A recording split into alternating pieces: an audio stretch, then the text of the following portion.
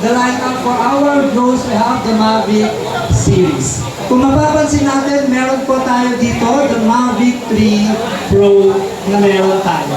Ano ba yung meron sa ating Mavic 3 Pro?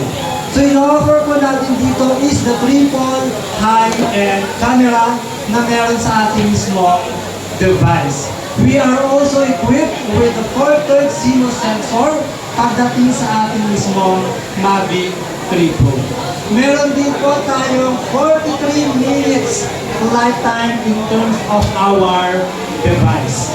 Our device also has a 15-kilometer long distance endurance. And syempre, at the same time, meron tayong 6,000 meters altitude flight ng ating mismo drone. Okay, 6,000. Pero as set by the CAAC, pwede lang po tayong magpalipad ng 120 meters altitude. Bawal po tayong magpalipad beyond 120 altitude. Bakit po? Kasi meron tayong mga private aircraft, yung mga sa Pasig-Ay, yung mga Philippine Airlines is hanggang 500 meters yung kanilang lipad. So bakit po bawal?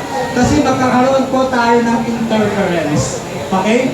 Possible na yung drone yung mawalan ng signal o yung mismong aircraft natin. Kaya forbidden po na magpalipad tayo within beyond 120 meters. And at the same time, bawal din po tayo magpalipad ng drone sa mga private property. Like for example, embassy, airport, municipal hall, bawal po tayong magpalipad. Meron po tayong restriction. Once po na nakuha tayo, napalipad tayo sa isang area, meron po tayong violation. At kapag meron tayong violation, mahihirapan po tayong kumuha ng CAAC license natin. Kasi meron na tayong first violation na nangyayari. Okay? Meron din po tayong DJI Air series. So ano naman po ito yung DJI